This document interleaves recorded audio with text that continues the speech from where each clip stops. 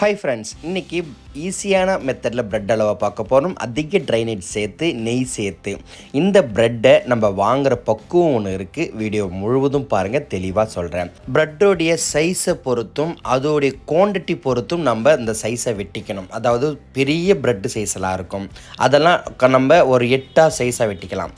இது சின்ன சைஸு 4 வெட்டியாச்சு. அது இல்லாமல் இந்த ப்ரெட் அல்வா அதிக குவான்டிட்டி செய்கிற மாதிரி இருந்தால் இன்னும் பெருசாக வெட்டிக்கலாம். குவான்டிட்டி தகுந்த மாதிரி சைஸை வெட்டிக்கலாம்.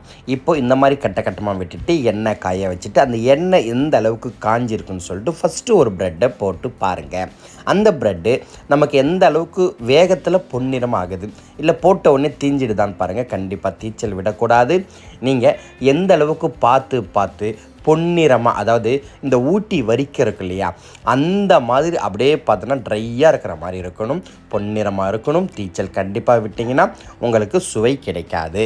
அந்த அனல் பக்குவம் ரொம்ப முக்கியம். போடும்போது அனல் கொஞ்சம் வேகமாக இருக்கணும், எடுக்கும் போது அனலை குறைக்கணும். அப்போ தான் நீங்கள் 2-3 தடவை ஈடாக எடுக்கும் போது அது கடைசி ஈடெல்லாம் தீச்சல் இல்லாமல் ஒரே பதமாக கிடைக்கும். ரொம்ப முக்கியம். ஒரு நிகழ்ச்சிக்கு நீங்கள் ப்ரெட் அல்வா செய்கிறீங்கன்னா முன்னாடியே கடைக்கு போயிட்டு ஆர்டர் கொடுத்து நல்ல குவாலிட்டியான ப்ரெட்டாக, பெரிய ப்ரெட்டாக நீங்கள் ஆர்டர் கொடுத்தா தான் அவங்க உங்களுக்கு 10 கிலோ 5 கிலோ அளவுக்கு ரெடி பண்ணி தருவாங்க. நீங்கள் அன்றைக்கி போய் தேடினீங்கன்னா உங்களுக்கு பெரிய சைஸில் நல்ல குவாலிட்டியான ப்ரெட் அதிகமாக கிடைக்காது, கலந்து வாங்குற மாதிரி இருக்கும். இந்த ப்ரெட்டு கொஞ்சம் குவாலிட்டி கம்மி தான், சின்ன சைஸு ப்ரெட்டு கிடைக்கல, அதனால் இதை வாங்கிட்டு வந்துட்டாங்க. ஏன் அப்படி சொல்கிறேன்னா, உங்களுக்கு அந்த ப்ரெட்டை பொறுத்தும் அதோடைய கலர் உங்களுக்கு சூப்பராக கிடைக்கும். இப்போது ஒரு 2 லிட்டர் தண்ணி ஊற்றி அது கூட 3 லிட்டர் பால் சேர்த்து அப்படியே கொதிக்க வச்சு இது கூட அப்படியே நம்ம பொன்னிறமாக பொரித்த ப்ரெட்டை சேர்த்து குழைக்கணும். அவ்வளோதான். நல்லா புரிஞ்சுக்கிங்க. 6 கிலோ ப்ரெட்டு, 3 லிட்டர் பால், 2 லிட்டர் தண்ணி.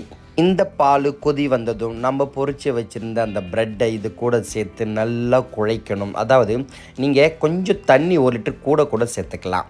இந்த மாதிரி ஸ்வீட்டுலாம் செய்யும் போது பார்த்து பதமாக செய்யணும், தீச்சல் விட்டுறக்கூடாது, உங்களுக்கு அதிக அனல் வச்சு செய்யக்கூடாது. இந்த ஏலக்காய் ஃப்ளேவரை அந்த சர்க்கரை கொஞ்சம் சேர்த்து அரைச்சி அப்படியே அந்த பாலில் சேர்த்துட்டு நல்லா கொதிக்க வச்சா அவ்வளோ ஒரு வாசனையாக இருக்கும். நிறைய நபர்கள் இதில் எசன்ஸு சேர்ப்பாங்க, ஏன்னா அது அதிக ஃப்ளேவராக இருக்கும், சாப்பிட வாசனையாக இருக்கும். நீங்கள் இந்த மாதிரி ஏலக்காயை சர்க்கரையில் சேர்த்து நல்லா நைஸாக அரைச்சி சேர்த்திங்கன்னா உங்களுக்கு அதே ஒரு ஃப்ளேவர் எங்கேயும் கிடைக்கும். இப்போது அந்த பொரிச்ச ப்ரெட்டை இந்த பால் கூட சேர்த்து அப்படியே குழைக்கும் போது அனலை குறைச்சி தீச்சல் இல்லாமல் ட்ரையாக அப்படியே ஆகும். நல்லா குழைச்சிட்ட பிறகு நம்ம எடுத்து வச்சுருந்த சர்க்கரை, அதாவது 6 கிலோ ப்ரெட்டு, இதுக்கு 3 கிலோலேருந்து 4 கிலோ அளவுக்கு சர்க்கரை. நீங்கள் அந்த மண்டபத்தில் லிஸ்ட்டில் எழுதும்போது எக்ஸ்ட்ராவே 2 கிலோ சேர்த்து எழுதணும். ஏன்னா சில சர்க்கரையில் கொஞ்சம் தித்திப்பு கம்மியாக இருக்கும், அதிகமாக இருக்கும். அதனால் நம்ம கூடுதலாக கொஞ்சம் வச்சுக்கிறது ரொம்ப நல்லது. இங்கே நான் 3 கிலோ சர்க்கரை சேர்த்து இது கூட மில்க் மேட்டன் அதிகமாக சேர்க்க போகிறோம். அதுலேருந்து நமக்கு ஒரு தித்திப்பான சுவை அதிகமாக கிடைக்கும். அதனால் சர்க்கரையை பார்த்து கடைசியாக கூட சேர்த்துக்கலாம். இங்கே ஒரு 3லேருந்து 3.5 கிலோ சர்க்கரை சேர்த்தாச்சு. இந்த சர்க்கரை சேர்த்த உடனே ஒரு லிக்விடு மாதிரி வரும். இந்த ப்ரெட்டு அதில் தான் நல்லா குழஞ்சி நமக்கு அப்படியே பார்க்க அவ்வளோ சூப்பராக இருக்கும்.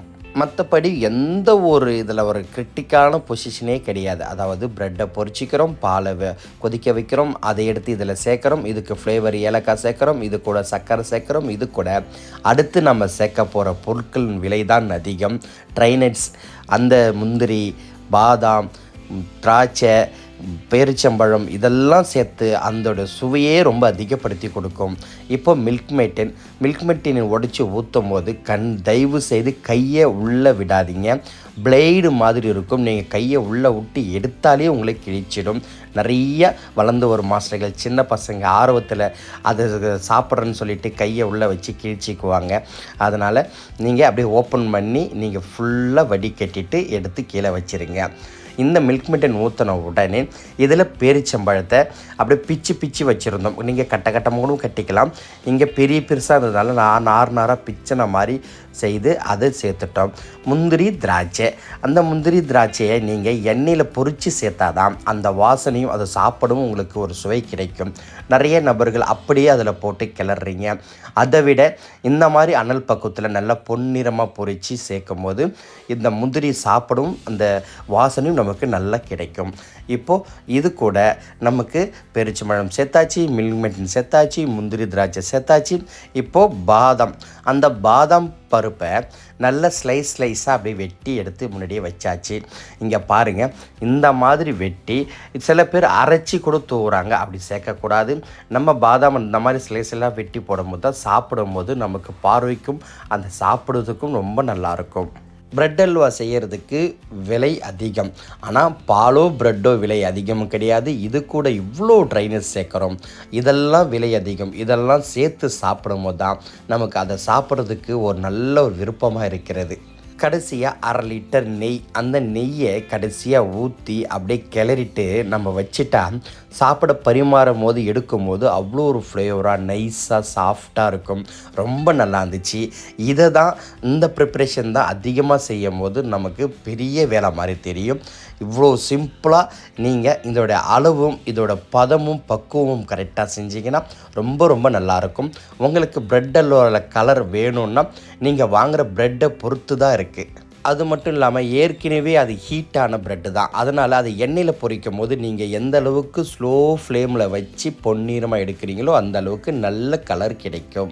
இல்லை பால் கூட தண்ணி சேர்க்க தேவையில்லைன்னா நீங்கள் பால் மட்டுமே சேர்த்து செய்தாலும் ரொம்ப சுவை அதிகமாக கிடைக்கும். 5லேருந்து 6 லிட்டர் பால் கூட சேர்த்துக்கலாம். இந்த மாதிரி ஃபுல்லாக கிளறி அப்படியே வச்சுட்டு இதுக்கு கடைசியாக மேலே சும்மா நெய் அப்படி தெளித்து விட்டு எடுத்து வச்சுட்டு பரிமாறினா ஐயோ போங்க, சுவையோ சுவை. இந்த பிரெட் அல்வா செய்கிறதுக்கு இன்னும் உங்களுக்கு சந்தேகம் இருந்தால் எனக்கு கமெண்ட் பண்ணுங்கள், நான் உடனே உங்களுக்கு ரிப்ளை செய்கிறேன். என் வீடியோ பிடிச்சிருந்தால் லைக் பண்ணுங்கள், ஷேர் பண்ணுங்கள், கமெண்ட் பண்ணுங்கள், கண்டிப்பாக சப்ஸ்கிரைப் பண்ணுங்கள். என் உழைப்பு என் வீடியோ எல்லாம் வளர்ந்த ஒரு மாஸ்டர் உங்களுக்காக. என் வீடியோவை புதியதாக பார்க்கும் வியூவர்ஸுகளுக்கும் என் நண்பர்களுக்கும் என் சப்ஸ்கிரைப் உயிர் நண்பர்களுக்கும் சுதந்திர தின நல்வாழ்த்துக்கள்.